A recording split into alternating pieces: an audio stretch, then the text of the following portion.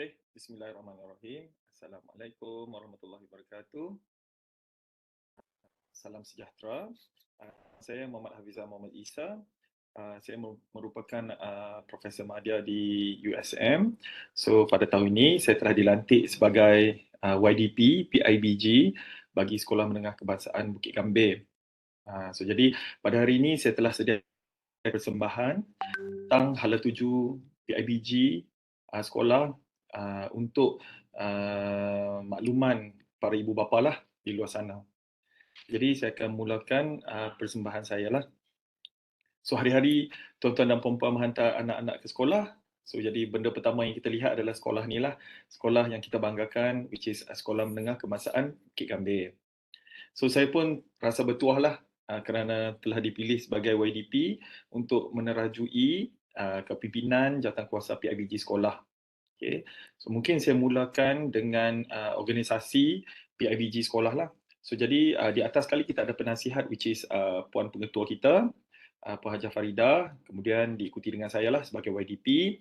Saya ada Encik Hazri sebagai NYDP kita, naib yang dipertua lah. Kemudian kita dibantu juga disokong oleh Setiausaha dan juga Bendahari.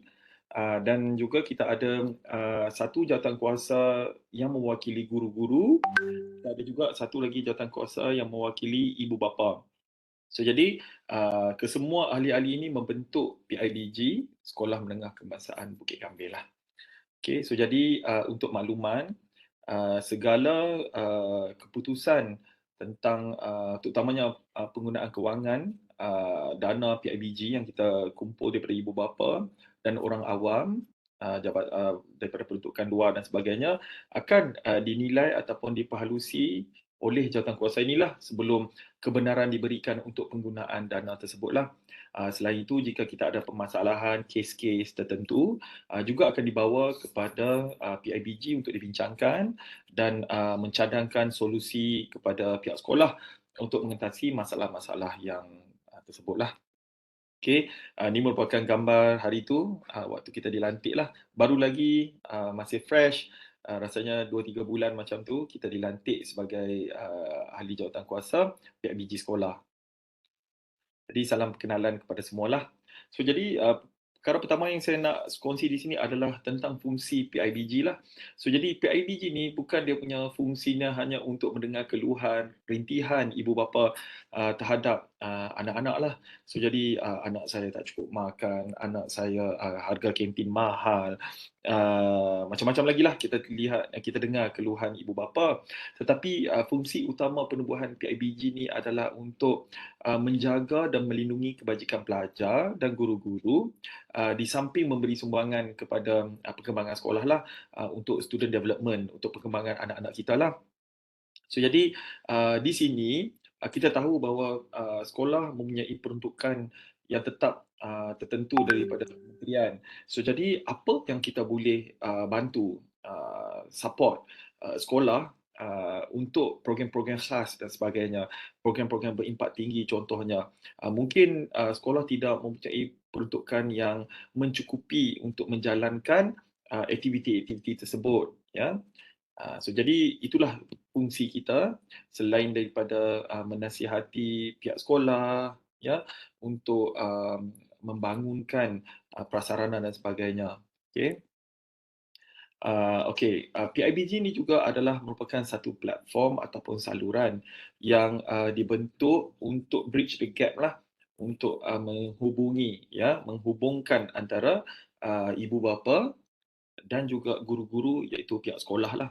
Jadi jika ada sebarang masalah yang timbul ataupun cadangan harus disalurkan kepada PIBG untuk kita salurkan kepada pihak sekolah. So sama juga jika pihak sekolah memerlukan bantuan dan sokongan daripada ibu bapa, so jadi pihak sekolah boleh berhubung dengan ibu bapa secara langsung, atau jika perlukan bantuan daripada PIBG, mereka akan salurkan kepada kita dan kita akan salurkan information tersebut, maklumat tersebut kepada pihak ibu bapa. Okay, so jadi dia bukan saja melibatkan dari segi anak-anak ataupun anak murid, dia juga melibatkan guru-guru jugalah, pihak sekolah dan sebagainya lah. Jadi kalau kita juga perlu menghubungkan dengan masyarakat pun kita boleh tolong, ya. selain daripada sekolah. Yang kedua adalah kita untuk memantau dan melihat tentang kebajikan pelajar lah. So, jadi kita pun peka terhadap permasalahan pelajar daripada aspek keselesaan mereka belajar, dari segi sudut konteks keselamatan dan juga kebajikan mereka. So, jadi benda-benda macam ni kita lihat dari segi jawatankuasa lah. Kita lihat apa yang perlu ditambah baik dan sebagainya, kita akan cadangkan kepada pihak sekolah. Jadi kadang-kadang ada yang ibu bapa dah maklumkan kepada PIBG, mungkin perkara tu telah diambil tindakan oleh pihak sekolah. Jadi kita akan buat pelaporan kepada ibu bapa lah tentang apa yang telah kita lakukan di akhir tahun nantilah. Okey, so jadi selain itu, PIBG juga bekerjasama dengan pihak sekolah untuk membentuk pembangunan pelajar itu sendiri. So jadi pelbagai cadangan kita berikan kepada pihak sekolah dari segi program-program yang mungkin sekolah boleh lakukan dengan kapasiti yang mereka ada untuk meningkatkan pencapaian akademik pelajar dan juga kurikulum lah untuk memenuhi to be aligned dengan aspirasi sekolah. Okay. Yang seterusnya adalah yang paling penting, which is dana ya, tuan-tuan dan puan-puan. So dana ni paling penting untuk membantu pihak sekolah dah mendapatkan untuk menambah baik fasiliti, prasarana ataupun untuk menjalankan program-program khas, program-program tertentu yang berimpak tinggi untuk mendukung aspirasi KPM lah. Jadi seperti yang saya kata sebelum sebentar tadi ni, kebanyakan sekolah menerima satu peruntukan yang tetap ataupun yang khas, yang khusus ya. So jadi mungkin pihak sekolah nak buat something different ya. Sebab bagi saya setiap sekolah tu ada keunikan dia masing-masing, ada DNA dia masing-masing. So jadi jika sekolah cuba untuk lakukan satu-satu aktiviti tu, mereka ada hasrat, mereka ada tenaga, ada kapasiti untuk buat aktiviti tersebut, tetapi dengan tiadanya dana yang mencukupi, hasrat tersebut tak tercapai. So jadi kita mohon kepada ibu bapa dan juga agensi luar untuk membantu pihak sekolah. Mungkin ada di antara kita yang melihat, kenapa sekolah ni dia punya fasiliti dia ataupun bangunannya lebih cantik daripada sekolah lain dan sebagainya. Dana-dana tu tidak datang daripada kerajaan dan mungkin dana-dana tu datang daripada pihak-pihak persendirian, ibu bapa dan sebagainya. So, jadi dana ni adalah amat penting untuk menjamin keselesaan anak-anak kita untuk belajar di sekolah lah dan mutu dan kualitinya. Jadi kita pun tahu kalau kita naik kereta yang kecil ataupun kereta yang mini dengan kereta-kereta yang besar, berprestasi tinggi, harga dia pun berbeza. So jadi untuk memberi quality education kepada anak-anak kita yang lebih baik, so jadi bercakap saja tak cukup. Dia perlu disokong dengan peruntukan ataupun dana yang mencukupi lah. Itu pendapat saya sendirilah. Okay. So jadi ke mana perginya wang yang kita bayar? So selalunya persoalan ini timbul saban tahun oleh ibu bapa. Macam tahun ni kita dah buat collection RM100. Ada yang kata mahal, ada yang kata mampu dan sebagainya. Ada yang mungkin antara kita kata benda tu murah. Kenapa sikit sangat dan sebagainya. Ada komen-komen, pendapat-pendapat yang diberikan kepada AJK. Ada yang kata 100 tak cukup untuk program-program anak-anak. Ada yang kata 100 itu terlampau tinggi untuk dia tanggung dan sebagainya. So jadi kita melihat kepada kuasa pembayaran ibu bapa jugalah. So jadi ke mana wang yang dibayar tu akan dibelanjakan. Yang tu lebih penting ya. So jadi mungkin ada yang beranggapan bahawa wang yang dibelanja tu digunakan oleh pihak sekolah untuk program-program santai oleh guru-guru dan sebagainya. Mungkin bengkel di hotel mewah, makan buffet bersama guru-guru buat hari guru ke, ataupun wang itu disalahguna oleh pihak-pihak tertentu. So jadi sepanjang saya berada memegang jawatan YDP bersama rakan-rakan saya di NYDP dan jawatankuasa lain ibu bapa dan guru, kita lihat perkara tersebut tak terjadi. Kebiasaannya penggunaan keuangan itu dipulangkan semula untuk aktiviti-aktiviti pelajar dan kegunaan untuk menambah baik sekolah. Okay.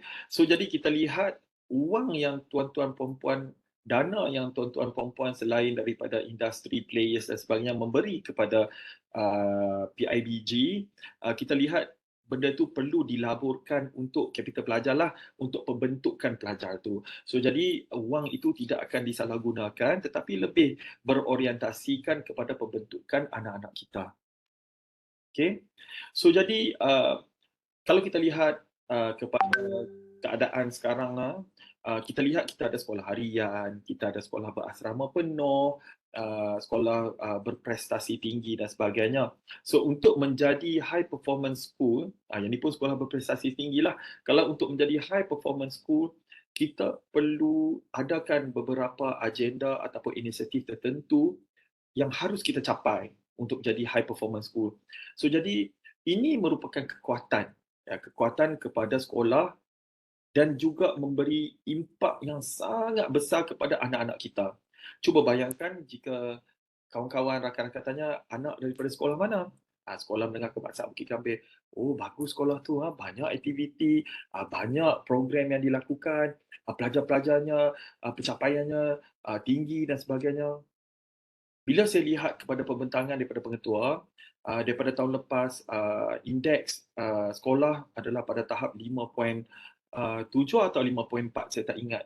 Tetapi tahun ini telah berkurangan kepada 4.7. So jadi pada tahun hadapan, pengetua berhasrat untuk kurangkan lagi kepada 4.2. Lagi kecil indeks tu lagi bagus. Lagi kecil indeks tu lagi bagus. So ia translated kepada performance anak-anak kita.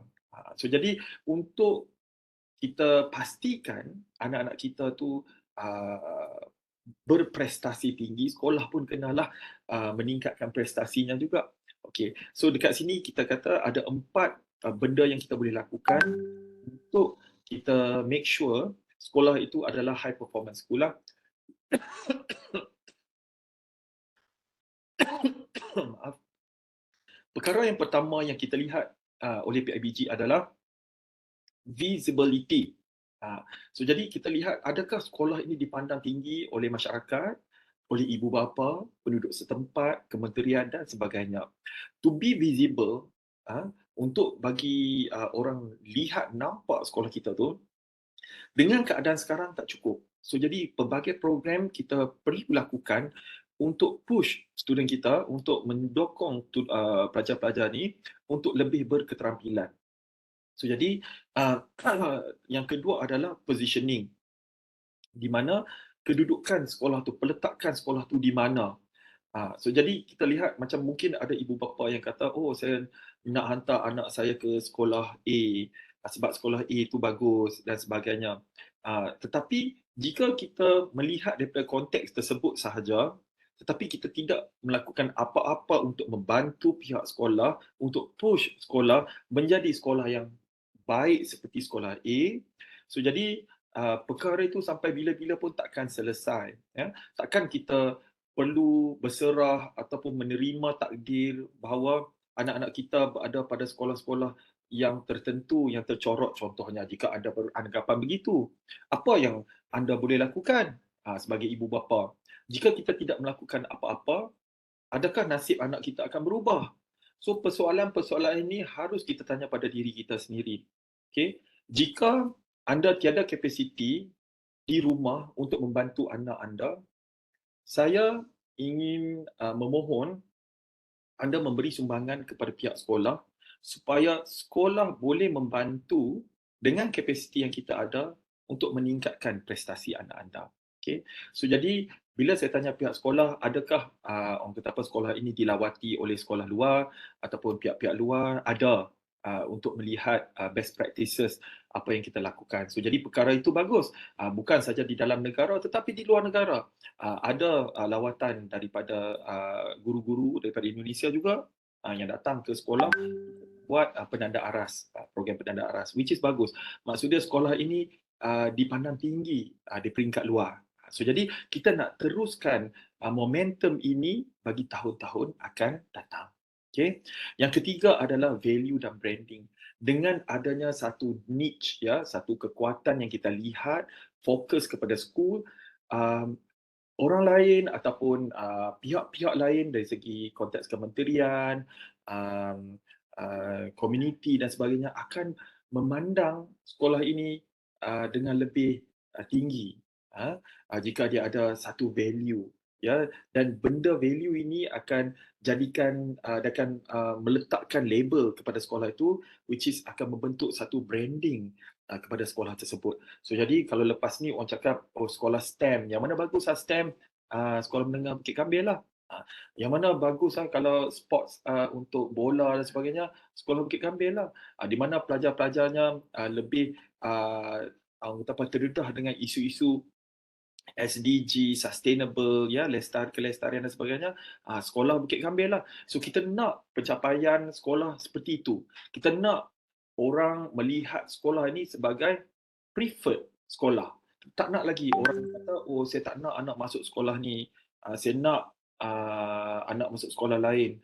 Kita nak sekolah ni jadikan sebagai sekolah contoh, preferred by design, dengan reka bentuk ataupun planning yang tertentu untuk merealisasikan sekolah ini sebagai high performance school. Okey. Yang kedua, prominence. Yang keempat adalah prominence. So jadi dengan adanya visibility, positioning, value dan branding, kita boleh menjadikan sekolah ini sebagai sekolah yang sangat tersohor bukan sahaja di daerah Timur Laut, di Pulau Pinang, malah di negara. Okey, untuk be ambitious, ya, lebih um, kata apa nilah lebih ambitious, kita boleh menjadi prominence juga di luar negara, ya, negara ASEAN dan sebagainya. Okey.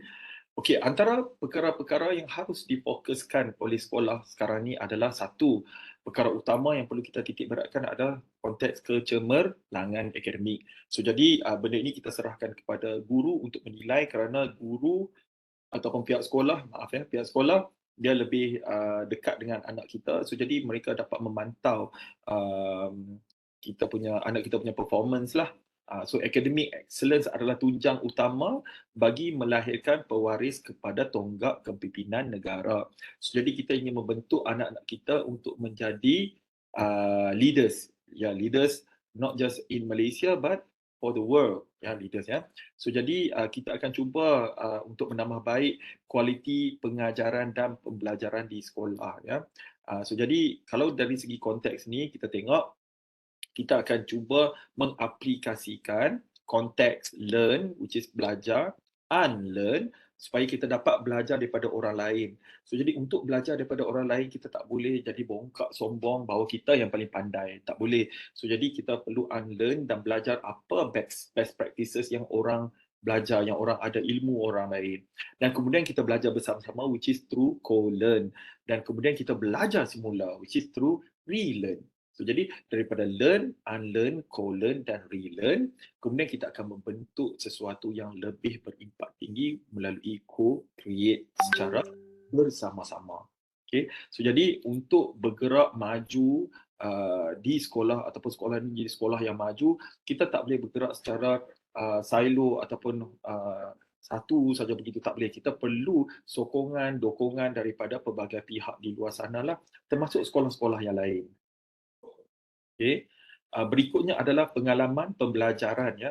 So jadi bagi saya sometimes anak-anak ini kurang berminat untuk ke sekolah mungkin kerana fasiliti prasarananya kurang menarik dan sebagainya. Mungkin orang kata apa, space-space ataupun ruang-ruangan yang ada di dalam sekolah itu kurang memberansangkan, ya, tidak mempunyai kualiti pembelajaran yang kondusif kepada anak-anak kita. So jadi PIBG sangat komited dalam menambah baik fasiliti dan ruang-ruang bagi membantu meningkatkan pengalaman pembelajaran yang lebih kondusif lah kepada anak-anak kita. So jadi takkan kita nak kata, oh, anak kita tak suka belajar, tak menarik, tak minat dia kurang nak pergi sekolah dan sebagainya.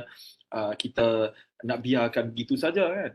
So jadi mungkin dengan penambahbaikan prasarana fasiliti sekolah, anak-anak tu lebih gemar untuk ke sekolah, ya. Jadikan sekolah tu sebagai tempat yang orang cakap apa, digemari oleh mereka untuk pergi, bersemangat untuk pergi ke sekolah. Okay? Dan mereka merasa bangga, yang itu lebih penting. Jika ada fasiliti-fasiliti yang baik, bagus begini, mereka bersemangat ke sekolah dan mereka berasa bangga untuk belajar di situ sebagai anak didik SMK BG. Okay? Berikutnya adalah pembentukan personality. So jadi kita rasakan pembentukan nilai murni dan sasiah pelajar itu penting dan haruslah sejajar dengan kecermangan akademik pelajar. Kita tak boleh tengok program-program sasiah ini hanya di peringkat konteks sekolah sahaja. Kita perlu bawa pelajar kita ke luar ya untuk melihat kepada real time, real situation, macam mana isu-isu semasa dalam komuniti dan sebagainya. Benda ini dapat membentuk dan meningkatkan jati diri pelajar itu sendirilah. So jadi kelemahan yang ada yang saya lihat dalam pelajar-pelajar kita adalah kurangnya pendedahan di peringkat luar dalam pembentukan personality lah. Intrapersonal dengan interpersonal. So kita ada benda tu, kita cuba balancekan, harmonikan benda-benda inilah kepada anak-anak kita. Okay.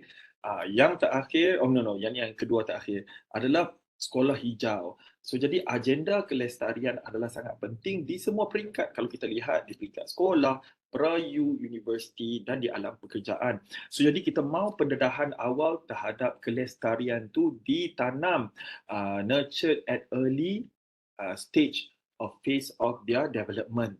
So jadi macam contoh saya jadi panel untuk penilai beasiswa JPA, sometimes kita ada tanya juga apakah program kelestarian yang pelajar mengikuti di sekolah. Tak ada. Okay. Do you understand what is sustainable development goals? Contohnya, bagaimana anda boleh menyumbangkan dalam menggunakan kapasiti anda sebagai youth dalam mendukung agenda sustainability ataupun kelestarian? Tak ada. So jadi pelajar kita tak ada cerita. Dia tak boleh nak bercerita, tak ada pengalaman dengan benda-benda macam ni. So jadi kita tak tahu macam mana agenda kelestarian itu boleh membawa anak kita untuk pergi lebih jauh. Okay? So jadi bagi saya pengalaman ini penting untuk mereka berfikir di luar kotak, mencari, memahami permasalahan yang wujud dan cuba mencari solusi. Bagaimana untuk mengatasi masalah tersebutlah. So jadi kita lihat mereka akan menggunakan teknik berfikir di luar kotak, secara kritis dan kreatif dan sebagainya. Benda-benda ni akan membantu dalam pelajaran mereka. Okay? Selain itu, mereka tidak hanya belajar di dalam bilik darjah, tetapi di luar bilik darjah, di dalam komuniti dan di dalam negara dan sebagainya lah. So jadi ini merupakan peluang kepada anak-anak kita lah. Dan saya melihat banyak company-company di luar sana ataupun industri players, NGO dan sebagainya menunggu ataupun ingin menyumbang terhadap agenda kelestarian, tetapi mereka juga tiada platform. So jika pihak sekolah menyediakan platform sebagai sekolah hijau, mungkin kita boleh dijadikan sebagai anak angkat kepada company-company, syarikat-syarikat tertentu di luar sana untuk mereka punya CSR lah yang mereka boleh lakukan di pihak sekolah bersama pelajar-pelajar kita. Okay. Okay, ni yang terakhir, which is agenda pengantarabangsaaan. Ini merupakan kekuatan saya sendirilah dalam agenda pengantarabangsaaan, di mana kita boleh membentuk, kita harus membentuk minda pelajar-pelajar kita untuk menjadi minda yang berminda global. Ya, so kita perlu melihat bahawa kita bukan hidup seorang ataupun komuniti kita sahaja. Mungkin ada lagi cara ataupun teknik-teknik yang lebih baik di luar sana. So jadi dengan membawa pelajar-pelajar asing daripada negara luar, mungkin tenaga pengajar daripada luar, mungkin industri daripada luar, sekolah luar datang ke Sekolah Menengah Kebangsaan Bukit Gambir, perkara ini dapat membantu untuk meningkatkan capacity building pelajar kita.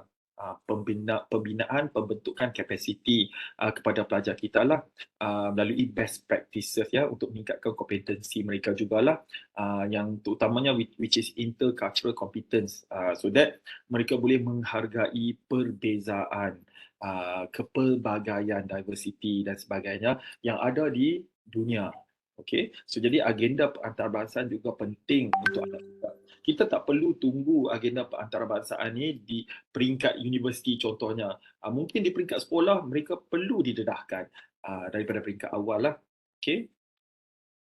Ini merupakan beberapa program yang telah kita rancang untuk tahun 2024. Contoh yang pertama tu yang dititik beratkan tu adalah program-program berbentuk akademik lah, kelas-kelas tambahan, teknik jawab soalan dan sebagainya, tuition dan sebagainya. So jadi kita akan fokuskan untuk semua tingkatan lah. And then kepribadian, yang ni juga penting, seperti kem-kem Sasya, okay, kem Qiyamul untuk pendedahan moral, kem kepimpinan, yang ini penting untuk kekuatan anak-anak kita lah, untuk menjadi lebih berketerampilan, ya, bukan berfokuskan hanya kepada pengawas dan sebagainya, tetapi kita semua. Okay? Kem jati diri untuk menjadi rakyat Malaysia yang lebih berhemah dan sebagainya. Expo Kerjaya membantu pelajar untuk memilih bidang-bidang yang mereka ingin ceburi di masa hadapan. Okay? At least mereka ada satu target yang khusus, ya, dan perlu bergerak seiring ke arah target yang mereka tetapkan lah. Bila kita tanya pelajar nak jadi apa, nak jadi doktor, nak jadi lawyer, nak jadi engineer, ramai yang cakap macam-macam tu. Tetapi bila kita tanya, faham tak suasana macam mana jadi doktor, macam mana suasana menjadi engineer, kerja dekat mana you ingat, kerja dekat kilang ke, kerja dekat office ke, kerja apa ke, so jadi apa yang you akan buat. Sometimes kadang-kadang pelajar-pelajar ni tak dapat menggambarkan tentang suasana apa yang mereka akan tempuhi di masa hadapan lah. So, jadi dengan pendedahan ini mereka akan lebih bersedia dan mereka akan menetapkan matlamat mereka yang lebih tepat lah. Okay. Kem Temuduga contohnya untuk dapatkan beasiswa dan sebagainya, macam mana untuk prepare diri kita bersedia untuk menghadiri kem-kem Temuduga seperti inilah, aktiviti Temuduga. Yang ketiga adalah pertandingan. Untuk lebih keterlihatan, visible, ya, untuk jadi prominence, kita kena menang pertandingan, kena masuk pertandingan yang berimpak tinggi. Macam contoh daripada konteks STEM. Ya, baru-baru ni kita ada pelajar kita menang nombor 1 dan nombor 4 kalau tak silap, 1, 2, 4 macam tu. Untuk pertandingan mikroplastik under UPM, ya, buat video dan sebagainya, pelajar menang. And then pertandingan kelestarian, contohnya pertandingan sukan, pertandingan robotik, ya, yang berimpak tinggi. So kita nak berdaya saing. Selalunya kita dengar sekolah-sekolah yang menang pertandingan-pertandingan ni sekolah-sekolah yang tertentu, ya, di Malaysia. So mungkin kita juga nak lihat Sekolah Menengah Kebangsaan Bukit Gambir berada sama tahap, ya, setara dengan sekolah-sekolah lain yang di luar sana lah. Yang keempat adalah benchmarking. Kita rasa penting untuk pihak sekolah melihat dan menanda aras sekolah dengan sekolah-sekolah lain di luar sana. Mungkin pelajar dan guru-guru perlu melihat macam mana suasana pembelajaran di sana supaya mereka boleh bercerita kepada rakan-rakan, dan mungkin inisiatif-inisiatif yang dijalankan di sekolah tersebut boleh dilakukan di SMKBG. Okay? Yang kedua adalah experiential learning, pengalaman belajar di luar bilik darjah, which is sangat penting saya rasa. Dan dia perlukan dana untuk kita bawa student kita keluar. Tempat-tempat untuk nak lawati itu ada, tetapi dana tu tak ada. So jadi dengan bantuan dan sokongan dana-dana daripada ibu bapa, kita boleh membawa pelajar-pelajar kita untuk mengikuti program-program tertentu, dan saya akan laporkan apakah program-program yang anak-anak kita ikuti. Okay? And then program pertukaran pelajar di dalam negara dan di luar negara bagi pelajar-pelajar yang mampu, mereka boleh untuk pergi ke luar negara. So, jadi saya ada kapasiti untuk menguruskan benda-benda ini, ya, untuk program pertukaran luar negara dan dibantu oleh rakan-rakan dalam jawatankuasa PIBG. Okay? Program libat sama komuniti ataupun NGO bagi semua tingkatan 1, tingkatan 5, rakan-rakan PIBG saya ada banyak network, ya, jaringan yang mereka ada dengan pihak industri dan badan-badan kerajaan dan bukan kerajaan. So jadi kita boleh mendedahkan pelajar-pelajar kita dengan isu-isu semasa yang melibatkan komuniti. Jadi pemikiran minda mereka lebih terbuka untuk melihat real situation outside, bukan hanya fokus kepada perkara-perkara dalam ruang lingkup sekolah sahaja. Okey, prasarana pelajar adalah sangat penting, penubuhan makmal living lab ataupun sekolah hijau. So jadi salah satu benda yang kita nak move forward, nak brought forward adalah pada tahun depan kita nak jadikan sekolah SMKBG sebagai sekolah hijau melalui pertandingan yang dilakukan oleh Majlis Bandaraya Pulau Pinang lah. So jadi bulan 4 tahun depan kita akan cuba propose sekolah ni sebagai sekolah hijau melalui inisiatif-inisiatif yang kita telah lakukan. And then lagi satu lagi penubuhan makmal living lab. So jadi dekat sini kalau saya nak berkongsi, kita ada beli beberapa Lego lah. Kita ada 9 set of Legos. Okay, kita telah beli. Okay, motor kita ada ni. Kita okay. Okay. Yang ni semua creator lah. Okay. Jika kita lihat kepada Lego ni, tak semua kita mampu untuk membeli Lego yang bersaiz sebeginilah. So jadi dengan adanya bantuan keuangan daripada pihak luar untuk membantu anak kita untuk berfikir dengan lebih kreatif, lebih kritis, ya, mempunyai nak bagi minda dia bergerak sikit. Ya. So jadi kalau sebelum ni anak-anak masuk ke library untuk baca buku sahaja dan sebagainya, dan lepas ni kita ada Makers Lab di mana mereka boleh membuat aktiviti-aktiviti secara individu dan berkumpulan. So jadi untuk meningkatkan network, kesefahaman, team player, thinking, creative thinking, ya. So benda leadership dan sebagainya, benda-benda ni akan meningkatkan skill set pelajar-pelajar kita. Okay, so jadi saya rasa permainan blok ataupun Lego ni adalah amat penting untuk self development of student lah. So jadi that's why kita akan wujudkan this Lego dalam makmal makers. So jadi jika anda ingin membantu untuk kita merealisasikan makmal makers, anda bolehlah berhubung dengan saya untuk memberi sumbangan ya kepada sekolah. Okey, kemudian ada pembelian kipas, bilik darjah, pembelian skrin projektor di makmal sains, yang kita ada 6 ya, makmal sains kepada pelajar. Mungkin juga kita melihat prasarana ataupun fasiliti sukan di sekolah yang perlu ditingkatkan ya. And then duit ni juga akan digunakan untuk penganjuran mesyuarat PIBG, duit collection kita ni, dan juga program khas anugerah sekolah hijau. Okay. Program transformasi diri untuk sasiah pelajar. So jadi kita lihat diet tu penting. Saya ada pengalaman belajar di Jepun. So jadi bila saya lihat bagaimana budak-budak sekolah ataupun pelajar sekolah di sana makan di sekolah, makanan disediakan di sekolah. So jadi ada diet orang kata apa western food, barat dan juga oriental lah, negara-negara Asia. So, jadi kita tengok tubuh badan anak-anak Jepun ni sekarang dah berbeza dengan masyarakat Jepun pada zaman dahulu. Mereka lebih tinggi, lebih besar, lebih kuat. So jadi kalau kita tengok performance mereka di sukan-sukan, arena sukan, macam kalau negara-negara Asia ni wakil dia datang daripada Jepun, Korea dan sebagainya. Sebab pelajar-pelajar di peringkat awal telah didedahkan dengan diet yang betul. So jadi mungkin kita ada program transformasi diri dalam berbentuk diet lah kepada pelajar. Dan kita juga melihat pentingnya untuk pembentukan minda yang sihat melalui grit supaya student kita lebih resilient ya terhadap suasana ataupun pressure yang mereka menghadapi, anti tembakau, anti tembakau, untuk penampilan diri, ya, kem-kem penampilan diri, PE which is sukan, ya, bijak berbelanja, anak harapan dan pelajar sulung. Jadi ramai antara kita yang baru menghantar anak sulung mereka ke sekolah menengah. So jadi mungkin kita melakukan satu program transformasi anak-anak ini untuk kita pastikan mereka realise, mereka tahu bahawa mereka ini adalah harapan kepada keluarga. So jadi mereka menjadi contoh kepada adik-adik dan sebagainya. So jadi program pelajar sulung ni saya rasa penting untuk kita terapkan kepada anak-anak kita. Yang ke-12 adalah peperiksaan persediaan SPM berbentuk makanan dan fasiliti lah kepada pelajar. Penting untuk keselesaan mereka lah untuk memastikan program peperiksaan itu berjalan secara lancar. Yang ke-13 adalah menaik taraf ruang belajar.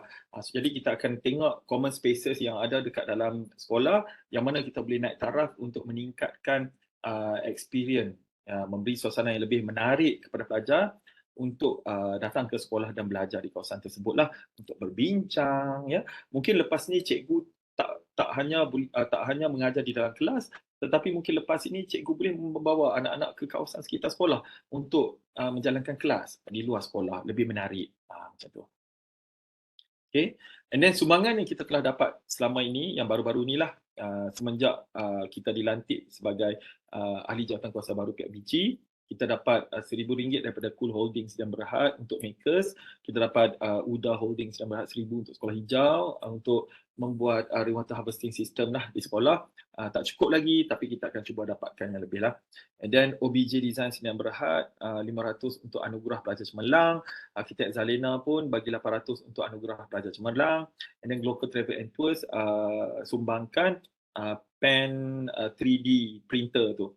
So jadi dia sumbangkan 9, Arkitek Ismail Izzah sumbangkan 1, so kita ada 10 unit pen 3D printer.